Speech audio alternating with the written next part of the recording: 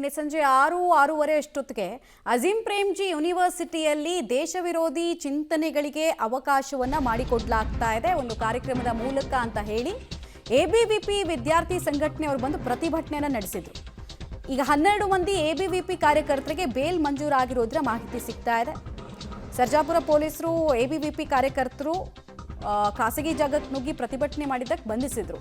ಮಧ್ಯರಾತ್ರಿ 21 ಮಂದಿ ಕಾರ್ಯಕರ್ತರ ಬಂಧನ ಆಗಿತ್ತು. ನಸುಕಿನ ಜಾವ 3:30 ವೇಳೆಗೆ ಜಾಮೀನು ಮಂಜೂರಾಗಿರೋದ್ರ ಮಾಹಿತಿ ಲಭ್ಯ ಆಗ್ತಾ ಇದೆ. ಎಬಿವಿಪಿ ಕಾರ್ಯಕರ್ತರ ಆರೋಪ ಏನು ಅಂತ ಹೇಳಿದ್ರೆ, ಈ ಯೂನಿವರ್ಸಿಟಿಯಲ್ಲಿ ಸ್ಪಾರ್ಕ್ ಅನ್ನುವಂತಹ ಸಂಸ್ಥೆ ಇನ್ನೊಂದು ಸಂಸ್ಥೆ ಜೊತೆಗೆ ಸೇರಿಕೊಂಡು ಸೈನಿಕರನ್ನ ಅತ್ಯಾಚಾರಿಗಳು ಅನ್ನೋ ರೀತಿ ಬಿಂಬಿಸ್ತಾ ಇದ್ರು. ಈ ಯೂನಿವರ್ಸಿಟಿಯ ಲೈಸೆನ್ಸನ್ನು ಬ್ಯಾನ್ ಮಾಡಬೇಕು ಅಂತ ಹೇಳಿ ಯೂನಿವರ್ಸಿಟಿಯ ಒಳಗೆ ನುಗ್ಗಿದ್ರು. ಭಾರಿ ದೊಡ್ಡ ಹಂಗಾಮ ಸಂಭವಿಸಿತ್ತು.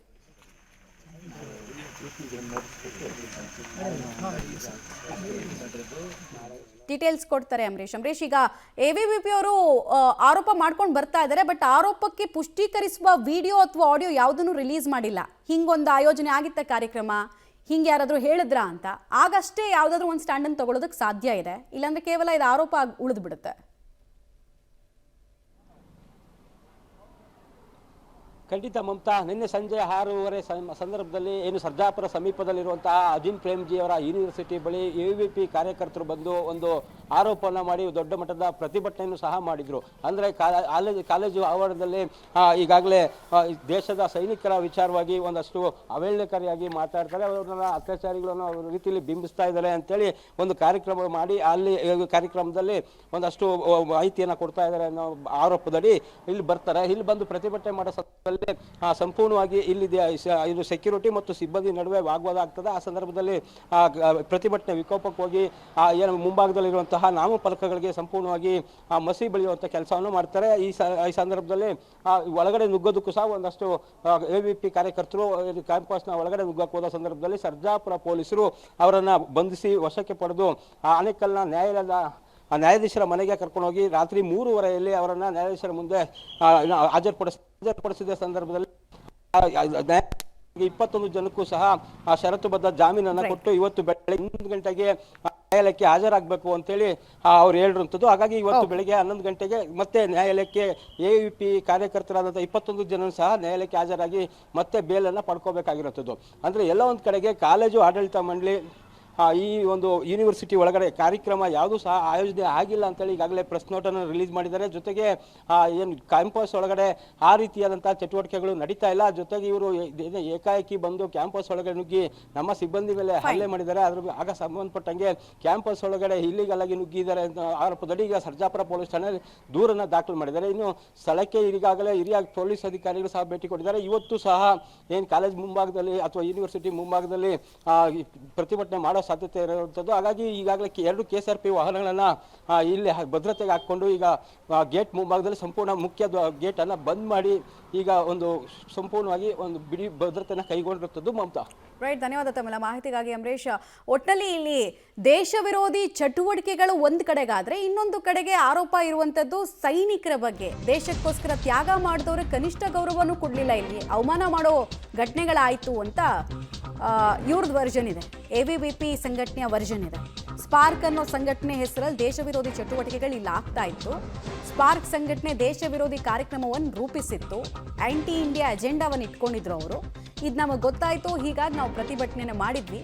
ಬಟ್ ಸೆಕ್ಯೂರಿಟಿಗಳನ್ನು ಬಳಸ್ಕೊಂಡು ನಮ್ಮ ಮೇಲೆ ಹಲ್ಲೆಗೆ ಯತ್ನಿಸಿದ್ರು ಅಂತ ಕೂಡ ಎಬಿವಿಪಿ ಸಂಘಟನೆಯ ಮುಖಂಡ ಮಣಿಕಂಠ ತಮ್ಮ ಹೇಳಿಕೆಯನ್ನು ಕೂಡ ರಿಲೀಸ್ ಮಾಡಿದ್ದಾರೆ.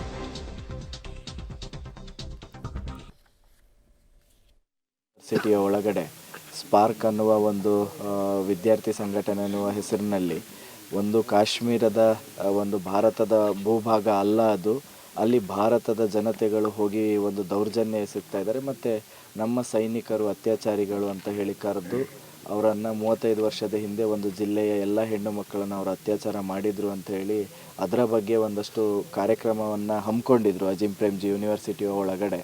ಅದನ್ನು ವಿರೋಧಿಸಿ ಅಖಿಲ ಭಾರತೀಯ ವಿದ್ಯಾರ್ಥಿ ಪರಿಷತ್ನ ಕಾರ್ಯಕರ್ತರು ಯೂನಿವರ್ಸಿಟಿಯ ಮುಂಭಾಗದಲ್ಲಿ ಪ್ರತಿಭಟನೆ ಮಾಡಿದರು. ಮತ್ತು ಯೂನಿವರ್ಸಿಟಿಯ ಒಳಭಾಗದಲ್ಲಿ ಹೋಗಿ ಏನು ಕಾರ್ಯಕ್ರಮ ನಡೆಯುವ ಸ್ಥಳ ಇತ್ತು ಅಲ್ಲಿ ಪ್ರತಿಭಟನೆ ಮಾಡಿದಂಥ ಸಂದರ್ಭದಲ್ಲಿ ಅಲ್ಲಿಯ ವಿದ್ಯಾರ್ಥಿಗಳನ್ನು ಮುಂದಿಟ್ಟುಕೊಂಡು ಅಲ್ಲಿಯ ಒಂದಷ್ಟು ಎಡಪಂಥೀಯ ಇವರು ಮಾಡ್ತಾ ಇರುವಂತಹ ಆರೋಪಗಳು ಅತ್ಯಂತ ಗಂಭೀರ ಸ್ವರೂಪದ್ದು. ಬಟ್ ಆರೋಪ ಮಾಡಿದರೆ ಸಾಕಾಗಲ್ಲ, ಆರೋಪ ಯಾವಾಗಲೂ ಕ್ರೆಡಿಬಿಲಿಟಿಯನ್ನು ಹೊಂದೋದು ಸಾಕ್ಷಿ ಕೊಟ್ಟಾಗ. ಸಾಕ್ಷಿಯನ್ನು ಕೊಡುತ್ತಾ ಸಂಘಟನೆ ನೋಡಬೇಕು. ಅಜೀಂ ಪ್ರೇಮ್ಜಿ ವಿವಿಗೆ ಎಬಿವಿಪಿ ಅವರು ನುಗ್ಗಿದ್ರ ವಿಚಾರಕ್ಕೆ ಸಂಬಂಧಪಟ್ಟಂತೆ ಈಗ ವಿವಿಯಿಂದ ಸ್ಪಷ್ಟನೆ ಸಿಗ್ತಾ ಇದೆ. ಮಾಧ್ಯಮ ಹೇಳಿಕೆಯನ್ನು ಬಿಡುಗಡೆ ಮಾಡಿದ್ದಾರೆ. ನಮ್ಮಲ್ಲಿ ಯಾವುದು ಅಂತ ಆಂಟಿ ನ್ಯಾಷನಲ್, ಆಂಟಿ ಇಂಡಿಯಾ ಕೂಟ ನಡೀತಾ ಇರಲಿಲ್ಲ. ಬದಲಾಗಿ 6 ಗಂಟೆಗೆ 20 ಜನ ಏಕಾಏಕಿ ನುಗ್ಗಿದ್ರು.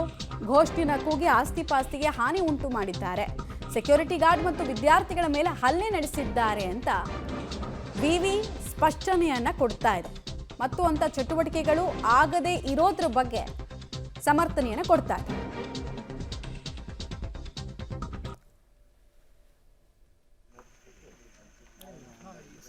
ಇದರಲ್ಲಿ ಯಾರು ಸರಿ ಯಾರು ತಪ್ಪು ಅನ್ನೋದು ಈ ಕ್ಷಣಕ್ಕೆ ಡಿಸೈಡ್ ಮಾಡೋದಕ್ಕೆ ಆಗ್ತಾ ಇಲ್ಲ. ಬಟ್ ಯಾರಾದರೂ ಸೈನಿಕರಿಗೆ ಅಗೌರವ ತೋರಿಸಿದ್ರೆ ಅದು ಅಕ್ಷಮ್ಯ. ಅಂಥವರ ವಿರುದ್ಧ ಕೂಡ ಕ್ರಮ ಆಗಬೇಕು. ವಿಡಿಯೋ ಆಡಿಯೋ ಏನಾದರೂ ಇದ್ರೆ ರಿಲೀಸ್ ಮಾಡ್ತಾರೆ. ಈಗ ಒಂದು ಕಾರ್ಯಕ್ರಮ ಆರ್ಗನೈಸ್ ಆಗ್ತಿದೆ ಅಂದರೆ ಯಾವುದಾದ್ರೂ ಒಂದು ವಿಡಿಯೋ ಇರುತ್ತೆ. ಯಾರಾದರೂ ಅಂತ ಕೀಳು ಅಭಿರುಚಿಯ ಹೇಳಿಕೆ ಕೊಟ್ಟಿದ್ರೆ ವಿಡಿಯೋ ಇರುತ್ತೆ. ಅದು ಬಂದ ಮೇಲೆ ಇದು ಇನ್ನಷ್ಟು ಕೋಲಾಹಲ ಕಾರಣ ಆಗುತ್ತಾ ಅನ್ನೋದನ್ನ ನೋಡಬೇಕು. ಇಲ್ಲಿ ತನಕ ಯಾವುದೇ ವಿಡಿಯೋ ಮತ್ತು ಆಡಿಯೋದಲ್ಲಿ ಸೈನಿಕರಿಗೆ ಅಗೌರವ ತೋರಿಸಿದಂತಹ ನಡೆ ಕೆಲಸ ಆಗಿಲ್ಲ.